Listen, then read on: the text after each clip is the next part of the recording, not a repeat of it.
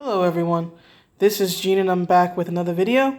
So I just wanted to speak briefly on the Gotham High thing, but I don't want to belabor the point because I think I've pretty much made my points. But there was just one more thing I wanted to sort of give my opinion on, and it was actually the original reason I even made a video last night. So what happened last night was my original idea, my original intent for the video and what I ended up making and putting online were completely different.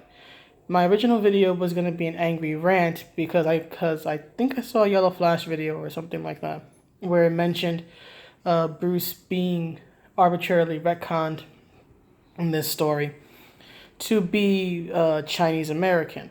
And I want to be clear. What triggered me, I'll admit I was triggered, was not the fact that it was the retcon, right? That he's made Asian American in this story. I find the retcon arbitrary and useless, but that wasn't what triggered me. It was more the reason behind it that triggered me than the act being done. Because this, from best I can tell, this Gotham High thing is an Elseworld story, in my personal opinion. It's not a comics accurate representation of Bruce or Joker or Catwoman or anyone. In fact, Catwoman, excuse me, Catwoman in this version, because there are several preview clips of the comic toward the end of the Entertainment Weekly article, she is revealed to be Selena Garcia Kyle. So she's a Latina, and Selena Kyle in the comics, to my knowledge, has always been, or almost always been, a white woman. So it's not meant to be accurate. To me, it's an Elseworld story, right? And one of the fun things about an Elseworld story is that you can change things, revamp things, explore new ideas. So I want to be clear. It wasn't the idea of, Bruce Wayne is Chinese. That wasn't it. It was the reason why the author made the change. And the reason why the author made the change, and these are her own words, is because she's part Chinese, right? It's just the sheer effing hubris, to borrow a clip from Star Trek Picard.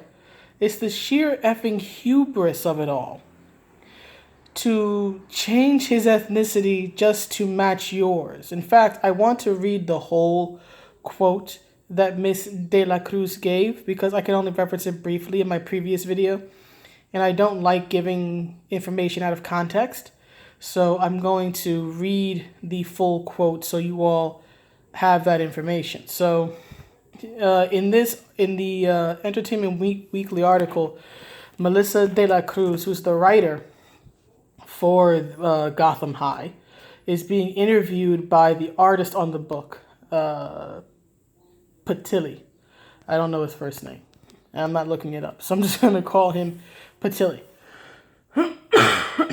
Excuse me. And so here's where she gets into her reasons why for changing Bruce's ethnicity in this story. So the question, or rather the statement is, and this is Patilli talking, what excited you? Oh, sorry. This is from I guess the EW interview. I don't know, but it says here, what excited you both about debuting new versions of not only Batman but also Joker and Catwoman? And so De La Cruz says, Bruce Wayne is the billionaire. He's the richest man alive. So I thought, wouldn't it be fun if his family was Chinese and from Hong Kong?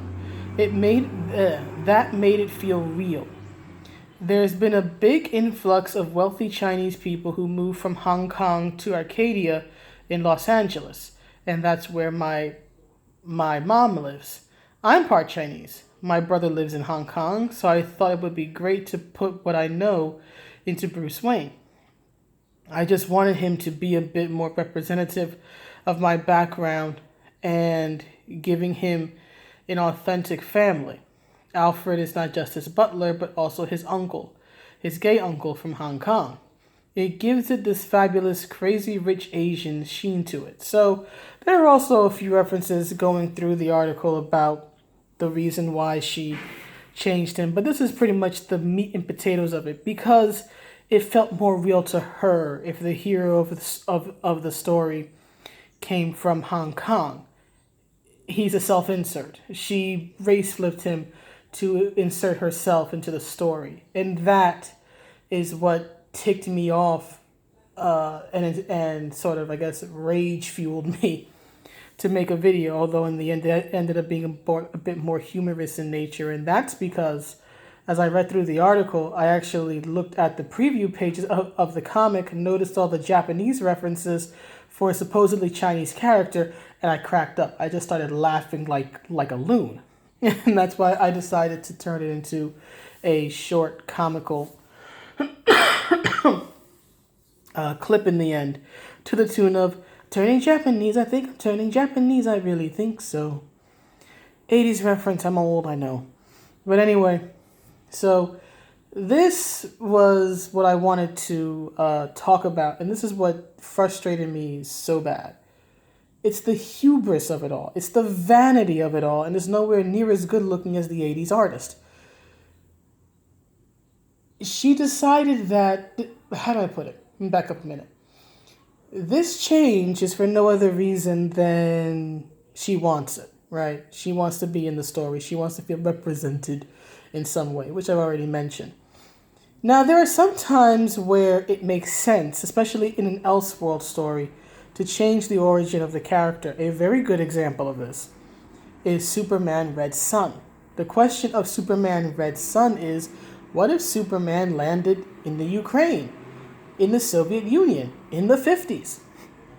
To answer that question, to explore that idea, you have to change his origin story. Otherwise, it doesn't work, right? So there's a change where it made sense. And since it's an Elseworld story, it's not going to impact canon in any way. Clark Kent isn't going to suddenly become Comrade Kent, right? Or anything like that. It doesn't impact his standard, I guess you could say, origin story or history. Brian Michael Bendis is ruining the character, but that's another story entirely. Right? So there's a change where, okay, it makes sense. I'm not upset about it. This is simply, but I want to feel represented, so I'm going to throw in myself and my brother. Okay, if you want to do that, just make original characters. Or if you're going to change Bruce's origin, have it mean something. Explore an idea. If you're going to change his ethnicity, do it to explore an idea. Now, it'd be different if you said, well, I wanted to explore the idea of what would Bruce Wayne be like if he had grown up in an Asian American family, right? Because, there are cultural differences between us all, right? And a rich Chinese person is going to have a very different experience than a rich white person. A lot of things will be the same, but a lot of things will be different. Cultural expectations and just culture in general, right, is very different.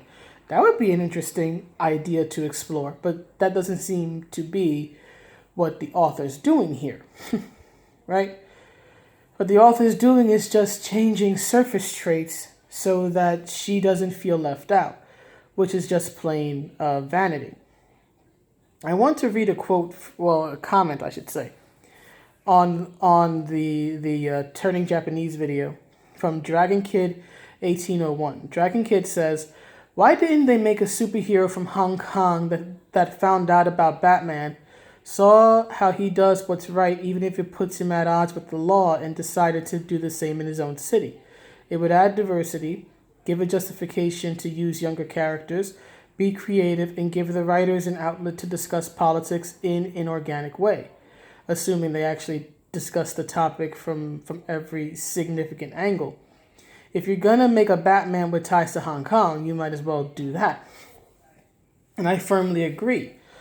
And if this version of Batman was race flipped to be that type of character, to be from Hong Kong, to live in Hong Kong, and he decides to use his money and to take it upon himself to fight against the police and protect innocent people, and again using it as a backdrop to discuss the Chinese and Hong Kong conflict and all that. That would make sense. That would be an interesting story. But that's not the story that Melissa De la Cruz is interested in telling. She's interested in telling Gossip Girl, right? She's interested in telling a teen drama with superhero characters, as if we've never had that with Teen Titans or something. But again, as I've said several times, this was not about exploring an idea.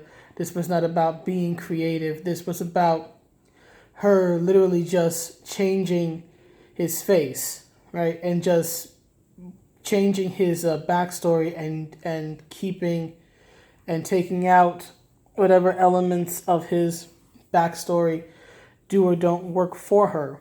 So she could just tell a high school drama with questionable relationships. I mean, the funny thing is that I actually read a little bit more about it, and the preview clips or preview panels, I should say, of the comic revealed that 17-year-old Bruce Wayne is going to turn 18 in 1 month. In fact, let me find it right now. Excuse me. I'm just a coffee person, people. I'm not sick. I'm just coffee. And I could use some coffee. Okay, I'm scrolling through. Come on. All right. Come on.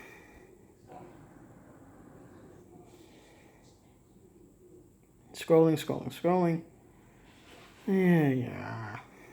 Here we go. So there's a panel which introduces his gay Uncle Alfred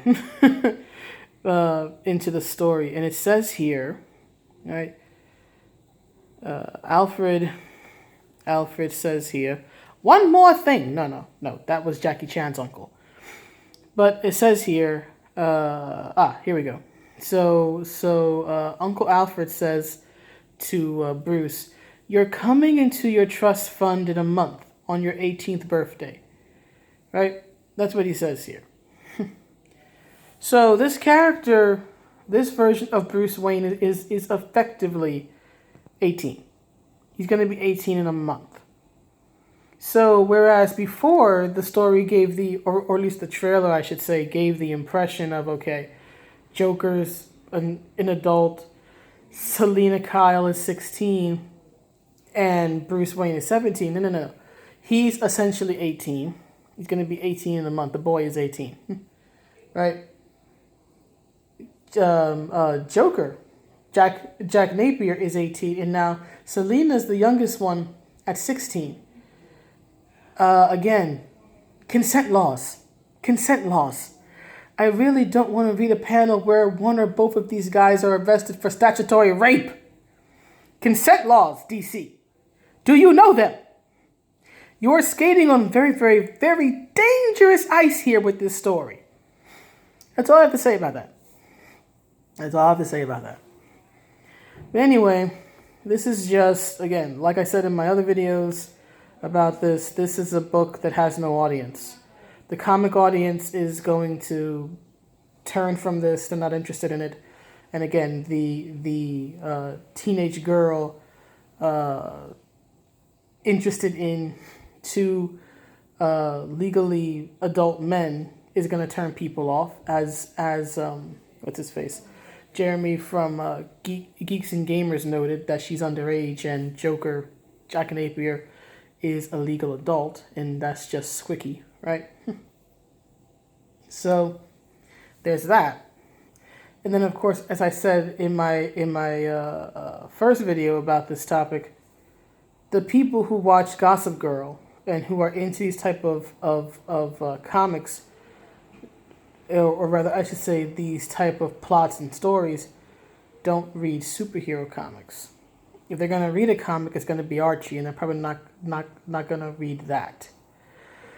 So this is just a fail in like every way, but I just wanted to sort of, I guess, address my original idea or point in making the video, which is the sheer effing hubris of it all. So it's a vanity project. I think it's fair to call this a vanity project for Melissa De la Cruz, but I highly doubt it's going to go anywhere. It's just another failed idea from a company that is out of ideas. Jim Lee, what the hell are you doing? You're a great artist, but you're not taking control and you're not asserting any authority or leadership in a situation where not just DC, but all of comics really needs a strong leader right now. So, man, look, I like you as an artist, but you got to put up or shut up at this point. One or the other. Otherwise, it'll be your pencil down. That's my opinion anyway. So, let me know what you think, and I will see you all in the next one. Have a good day, everyone. Or night, wherever you are. Bye.